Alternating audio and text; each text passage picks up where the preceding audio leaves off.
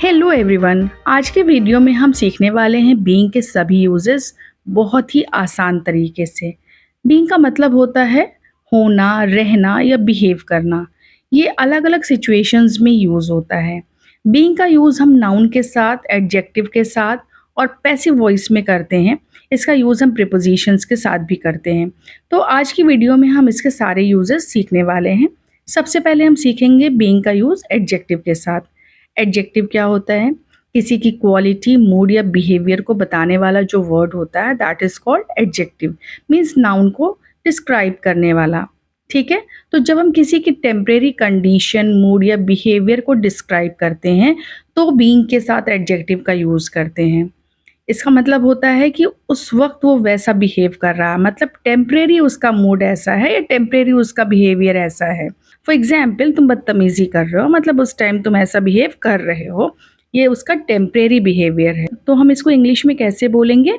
You are being rude. You are being rude मतलब तुम उस टाइम ऐसा कर रहे हो, ये तुम्हारा टेम्परेरी बिहेवियर है। वो मददगार बन रहा है, ही इज बीइंग हेल्पफुल। वो आलसी बने हुए हैं, दे आर बीइंग लेजी। और ये बीइंग का यूज़ हमने किस लिए किया है? क्योंकि हम किसी के टेम्परेरी बिहेवियर या मूड को बता रहे हैं। तुम बेवकूफ़ी कर रहे हो, you are being silly. Friends, being के साथ हम एडजेक्टिव हमेशा टेम्परेरी बिहेवियर को दिखाने के लिए करते हैं, लेकिन अगर हमें किसी का परमानेंट नेचर बताना होता है तो हम इज आर एम के साथ एडजेक्टिव का यूज़ करते हैं। जैसे वो रूड है, मीन्स वो हमेशा से रूड है, ये उसका परमानेंट बिहेवियर है। ठीक है, तो इसके लिए हम क्या बोलेंगे? इसको हम इंग्लिश में बोलेंगे ही इज़ रूड। यहाँ पर हम बीइंग का यूज़ नहीं करेंगे क्योंकि हम परमानेंट बिहेवियर की बात कर रहे हैं, परमानेंट नेचर की बात कर रहे हैं। वो लोग ईमानदार हैं, मतलब उनका जो नेचर है वो ईमानदार है। They are honest. उसका भाई घमंडी है, her brother is arrogant. So friends, is are am के साथ एडजेक्टिव परमानेंट बिहेवियर को दिखाता है, जबकि बीइंग के साथ एडजेक्टिव हमेशा टेम्परेरी बिहेवियर को दिखाता है या फिर उसके मूड को हाईलाइट करता है। आई होप यहाँ तक आपको अच्छी तरह से समझ में आ गया होगा। अब देखते हैं बीइंग का यूज़ वर्ब की थर्ड फॉर्म के साथ। बीइंग के साथ जो वर्ब के थर्ड फॉर्म का यूज़ होता है ना, ये होता है हमारा प्रेजेंट कॉन्टिन्यूअस का पैसिव सेंटेंस। जिस पर एक्शन हो रहा हो उस पर फोकस करते हैं, ना कि जो एक्शन करता है। जिस पर काम हो रहा है मीन्स जो हमारा ऑब्जेक्ट होता है वो इम्पॉर्टेंट होता है। यहाँ पर काम को करने वाला यानी कि सब्जेक्ट जो होता है वो इम्पॉर्टेंट नहीं होता है। ठीक है, जैसे कमरा साफ किया जा रहा है, यहाँ पर कमरे को किसने साफ किया है वो इम्पॉर्टेंट नहीं है, बल्कि जो एक्शन हो रहा है वो इम्पॉर्टेंट है। और एक्शन किस पर हो रहा है? कमरे पर हो रहा है। ऑब्जेक्ट हमारा क्या है? कमरा है।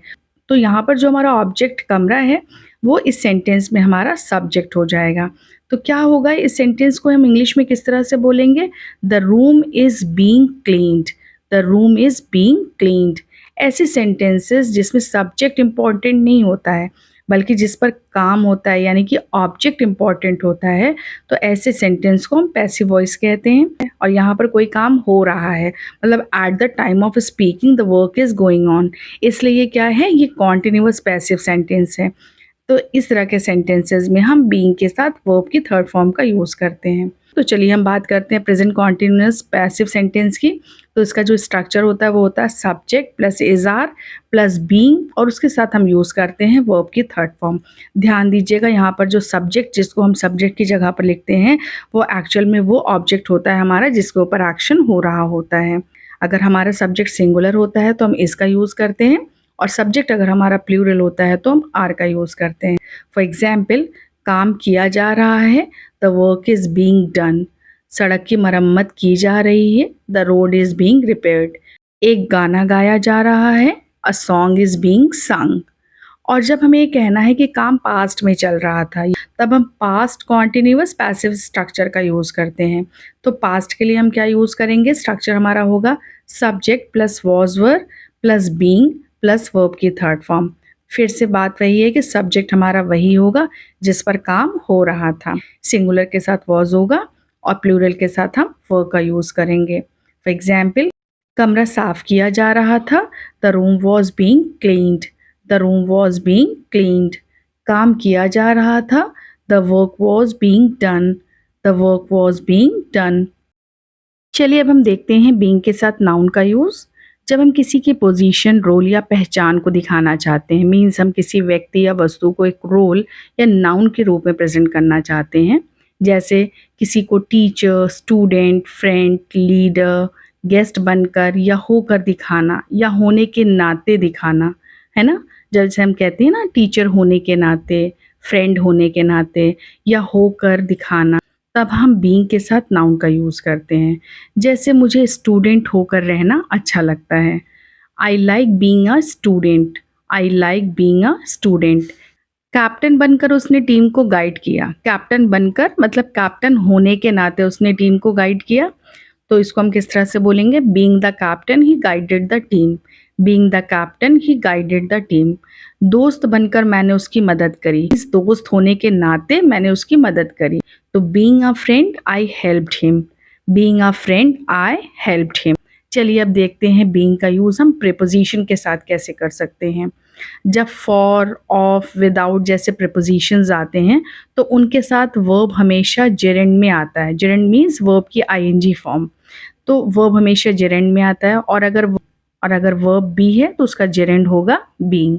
सब्जेक्ट प्लस बी के फॉर्म। बी के फॉर्म कौन से होते हैं? इज, आर, एम प्रेजेंट में, या फिर वॉज वर होगा हमारा पास्ट के लिए। और उसके बाद हम यूज़ करेंगे प्रीपोजिशन का, देन बीइंग, उसके बाद नाउन या एडजेक्टिव को हम यूज़ करेंगे। यहाँ पर बीइंग का मतलब होता है किसी चीज़ के होने के कारण या होने की वजह से। जैसे एग्जाम्पल देखते हैं, उसे ईमानदार होने की वजह से सराहा गया या उसकी तारीफ की गई। तो he was praised for being honest. He was praised for being honest. उसे बेस्ट स्टूडेंट होने के लिए इनाम मिला। She was rewarded for being the best student. She was rewarded for being the best student. मुझे इंडियन होने पर गर्व है। I am proud of being an Indian. I am proud of being an Indian. बहुत बार हम being के साथ without preposition का भी यूज़ करते हैं। तब विदाउट प्लस बीइंग का मतलब होता है बिना हुए या बिना बने। ठीक है? जैसे वो कमरे से निकल गया बिना किसी को पता चले। बिना, बिना मतलब विदाउट, है ना? तो इसको हम इंग्लिश में कैसे बोलेंगे? He left the room without being noticed. He left the room without being noticed. उसने काम पूरा कर लिया बिना कहे। बिना कहे तो क्या होगा इसका? She finish the work without being asked. She finish the work without being asked.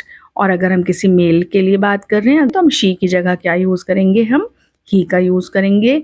He finish the work without being asked. He finish the work without being asked. So friends, आज हमने सीखा कि बीइंग को हम adjective, noun, passive voice और gerund के साथ कैसे यूज़ करते हैं। सो फ्रेंड्स, अगर आपको मेरी वीडियो पसंद आई है तो मेरे चैनल को सब्सक्राइब करना बिल्कुल भी ना भूलें। Thank you, keep watching.